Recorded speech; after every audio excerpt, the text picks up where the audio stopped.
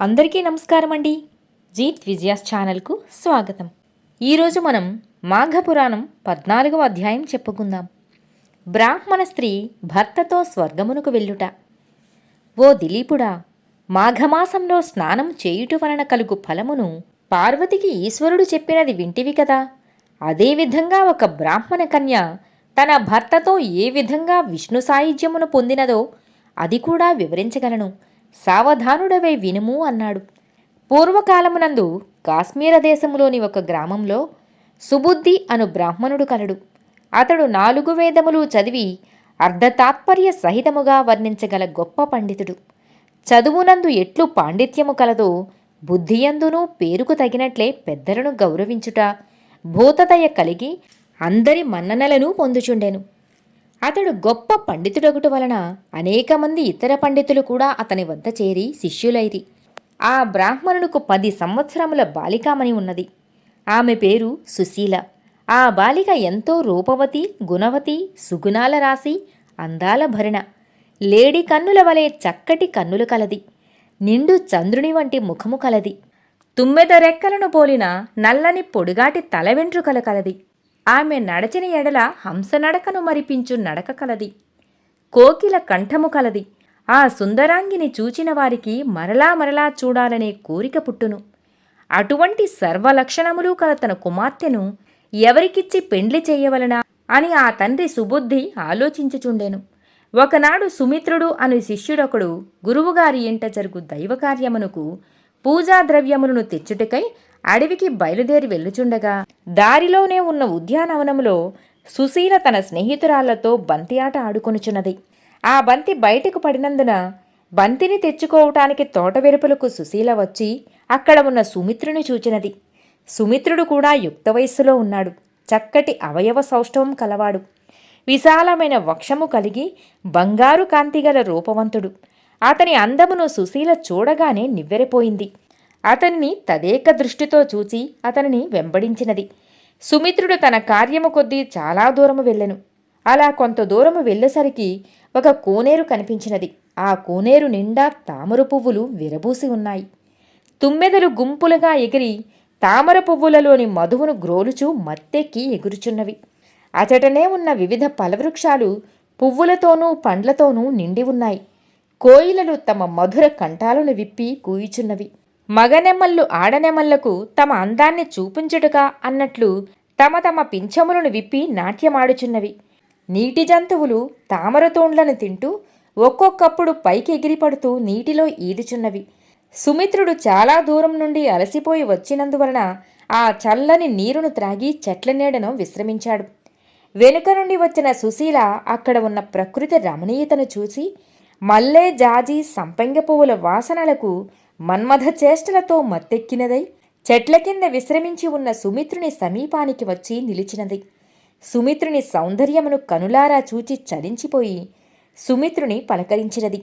ఓ అందగాడా, సుమిత్ర, నిన్ను చూచినది మొదలు నా మనస్సు నా స్వాధీనంలో లేదు. అందుకే నీ వెనక ఇంత దూరం వచ్చెతిని. ఈ ఏకాంత ప్రదేశమున నన్ను కౌగిలించుకుని నాతో కూడుము. నీ వయసు నా వయసు సరిసమానమే. ఇద్దరము చిలక గోరింకల వలె రతీ మన్మధుల వలె లీనమైపోవుదుము. ఆ చెట్టుపై ఉన్న గువ్వల జంటలను చూడు. మధువును త్రాగి మత్తెక్కిన ఆ తుమ్మెద జంటలను చూడు ఎలాగున్నవో. కావున ఇంత మంచి సమయమును జారవిడవద్దు. నీవు మన్మధుని వలె వచ్చి నన్ను కౌగిలించుకో అని అనేక విధాల అతడిని తొందర పెట్టసాగినది. అంత సుమిత్రుడు నిశ్చేష్టుడై నోట మాట రాక శిలా విగ్రహము వలె మారి కొంతసేపటి తరువాత, ఓ బాలా, నీ మాటలు చూడగా పిచ్చిదాని వలె ఉన్నావు. నీవు నా గురువు కుమార్తెవు. నేను నీకు అన్నవరుస అగుదును. నీవు నాకు చెల్లి వంటి దానవు. నీ మనసును నీవు స్వాధీనము చేసుకోలేని స్థితిలో ఉన్నావు. నీవెంతటి అందగత్తె అయినను హద్దుమీరి ప్రవర్తించుట భారతనారికి తగదు. అదీ కాక నీవు విద్యావతివి, పుణ్యవతివి కావున నీ ప్రయత్నమును మానుకొనుము. నీకు కష్టములు ఎదురు కాగలవు. వావి వరస లేక మన్మథాగ్నికి బలి అయి మనమిద్దరము సంభోగించిన ఆ మహాపాతకము సూర్యచంద్రాదులు ఉన్నంతవరకు మనము ఎన్ని జన్మలెత్తినను ఏ జన్మలెత్తినను మనల్ని వెంటాడుతూనే ఉంటుంది. ఆ నరక బాధల నుండి మనము ఎన్నటికీ విముక్తి పొందజాలము. కావున నీ కోరిక అంగీకరింపజాలను. ఇప్పటికే చాలా ఆలస్యమైనది. ఇంటి నుండి బయలుదేరి నా వెంట వచ్చినట్లు గురువర్యులకు తెలిసినచో నిన్ను దండింతురు. కనుక నీ ప్రయత్నం మానుకుని ఫలములు పుష్పములు మొదలగు పూజాద్రవ్యములను తీసుకుని పోవుదము అని సుమిత్రుడు ఆమెకు అనేక విధాల బోధించాడు. అంతటా ఆ కన్య ఇలా అంటున్నది: బంగారం, రత్నము, విద్య, అమృతము తనంత తానే వచ్చినప్పుడు నిరాకరించువాడు మూర్ఖుడు కాని వివేకవంతుడు కాదు. నా నిండు యవ్వనాన్ని, నా శరీరాన్ని సమస్తమును నీకు అర్పించదను అనినా నిరాకరించుచున్నావు కదా. సరే, నేనిక ఒంటరిగా నా గృహమునకు వెళ్ళలేను. నేను ఇచ్చటనే ప్రాణత్యాగము చేసుకుందును. నీ వలన ఒక కన్య చనిపోయినదని నలుగురు నిన్నే ఆడిపోసుకుందురు. నన్ను ఒంటరిగా ఈ కారడవిలో వదిలి ఇల్లు చేరని ఎడల నా తండ్రి నిన్ను విడుచునా? నా కుమార్తె ఏది అని నిన్ను దండించడా? ఈ పాటికి నా చెలికత్తెలు నీతో అడవికి పోయాను అని చెప్పియే ఉందురు కదా. కావున నేను కామబాధను భరించలేకున్నాను. నాతో సంభోగింపుము, నన్ను నీ దానను చేసుకో అని మరలా అన్నది. సుమిత్రుడు ఆమె దీనాలాపమును ఆలకించి ఆలోచనలో పడ్డాడు. కొంతసేపు ఆలోచించి ఆ బ్రాహ్మణ కన్యతో రతిక్రీడ జరుపుటకై నిశ్చయించుకొని వారిరువురును ఆ తటాక సమీపమే ఒక ప్రదేశమును శుభ్రము చేసి అందు మెత్తని పత్రములు, నానావిధ సువాసనలు వెదజల్లు పుష్పములు పరిచి ప్రకృతి సౌందర్యములను చూచి మురిసిపోయి కామతృష్ణను తీర్చుకొని మరికొంతసేపు బంతులాడి గెంతులు వేస్తూ కేకలు వేస్తూ పరుగులు పెట్టుచూ ఆడుకున్నారు. వారి కామవికారములను చూచి పక్షులు సిగ్గుపడి అచటి నుండి ఎగిరిపోయినవి. సాధుజంతువులు మొగములు ముడుచుకొని అచటి నుండి కదిలిపోయినవి. కొలనులోని కలువలు మెడవంచినట్లు నీళ్లలో వంగిపోయినవి. సూర్యుడు మబ్బుచాటున దాగాడు. మాటిమాటికి వారి అన్యోన్య చుంబనములు చూడలేక మధువుగ్రోలి మత్తెక్కి ఉన్న తుమ్మెదలు కూడా సిగ్గుపడినవి. ఈ విధంగా వారు ఉల్లాసంగా కొంతసేపు ఉండి అనేక రకాల పుష్పములు, నానావిధ ఫలములు తీసుకుని ఇల్లు చేరుకున్నారు. సుమిత్రుడు గురువునకు నమస్కరించి తెచ్చిన పూజాద్రవ్యములు సమర్పించాడు. అడవికి పోయి కష్టపడి తెచ్చిన వస్తువులను సంతోషంతో గురువు స్వీకరించి కుమార్తెను చూచి, సుశీల, నీవు ఉద్యానవనంలోని చెరులతో బంతులాట ఆడి అలసిపోయి ఉన్నావు. పాపం, ఎండకు నీ సుకుమార ముఖారవిందము ఆ విధంగా వాడిపోయి ఉన్నదో కదా. ఇటు రమ్ము, ఈ మధుర పదార్థములను భుజించి కొంతసేపు విశ్రమింపు.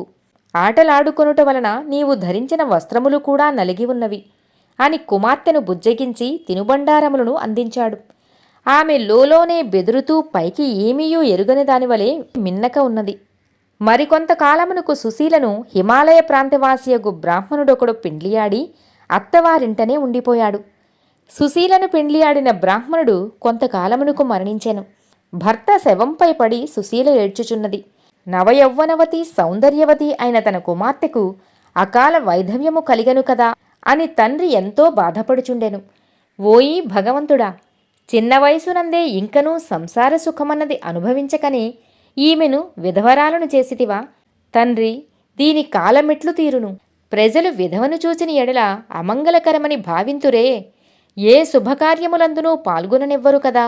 దీనికి ఈ కర్మనేల కలిగించితివి తండ్రి అని అనేక విధములుగా దుఃఖించాడు. అంతలో అచ్చటికి ఒక సిద్ధపురుషుడు భిక్షాటనకై వచ్చి ఆ సమీపమునందే ఒక మూల ఏడుపులు వినబడుచున్నందున శవమున్న చోటకు వెళ్ళి సుబుద్ధితో, ఆర్య, మీరు దుఃఖించుటకు కారణమేమి అని అడిగాడు. అంతట సుబుద్ధి ఆ సిద్ధపురుషునితో, స్వామి, మా దుఃఖం గురించి ఏమని చెప్పుకుందును? మీ తేజస్సు చూచుట వలన కొంత ఉపశమనం కలిగినది. ఈ బాలిక నా కుమార్తె. ఆ చనిపోయినవాడు ఆమె భర్త. వివాహమైన కొలది దినములకే ఇతడు చనిపోయినాడు. మాకు ఈమె తప్ప మరెవ్వరునూ లేరు. చిన్నతనములోనే ఈమెకు కలిగిన వైధవ్యమును చూడలేక మా హృదయములు బ్రద్దలగుచున్నవి. ఇదే మా దుఃఖానికి కారణం.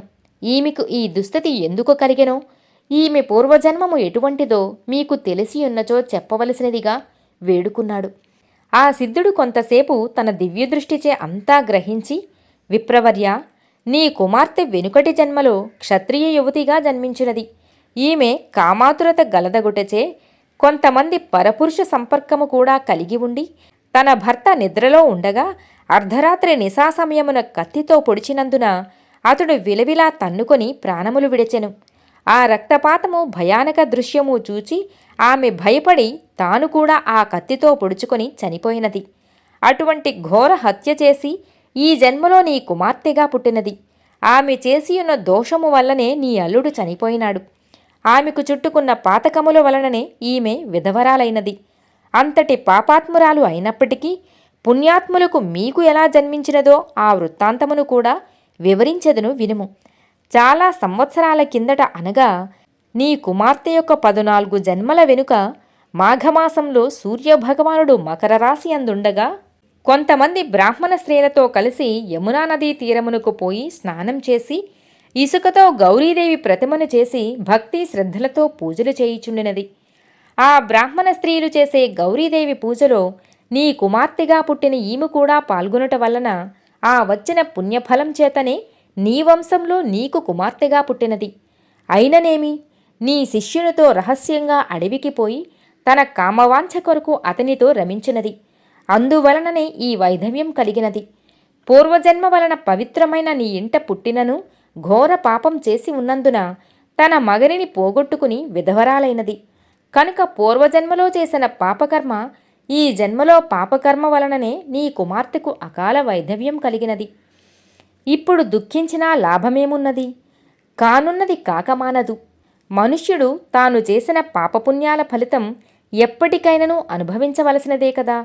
దేవతలకైనను కష్టములు తప్పవు అని పలికిన సిద్ధుని మాటలకు సుబుద్ధి, హరిహరి, నేనెంతటి పాపపు మాటలు వినవలసి వచ్చినది. పూర్వజన్మలో నా కుమార్తె తన భర్తను హత్య చేసి తాను ఆత్మహత్య చేసుకున్నది.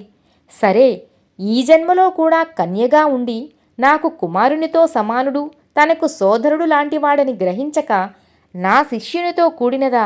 ఆహా, ఎంతటి ఘోరము అని మనసులో విచారించి ఆ సిద్ధుని చూచి, స్వామి, మీ పలుకులు ఆలకించినది మొదలు ఒకవైపు పుత్రికతో కోపము, మరి ఒకవైపు ప్రేమ కలుగుచున్నవి. కావున నా కుమార్తె పాపముల నుండి ఎట్లు విముక్తురాలగునో, తిరిగి నా అల్లుడు ఎట్లు మరలా జీవించునో మీరు తెలియజేయవలసినదిగా కోరుతున్నాను అని అన్నాడు. ఓ సుబుద్ధి, నీ కుమార్తె గురించి నీ వడగకపోయినా నివారణను వివరించవలయును అని నేను ఇలా వచ్చాను. ఈ మాఘమాసంలో నీ కుమార్తె చేత నదిలో గాని చెరువులో గాని సూర్యోదయం కాగానే స్నానం చేయించి అచటనే ఇసుకతో గౌరీదేవిని చేసి ముత్తైదువులతో కలిసి ధూప దీప నైవేద్యములు ఇచ్చి పూజలు చేయించుము. ఈ విధంగా మాఘమాసమంతయు నీ కుమార్తె చేత చేయించిన ఎడల ఆమెకున్న పంచమహాపాపాలన్నీ తొలగిపోయి ఆమె భర్త కూడా బ్రతుకును.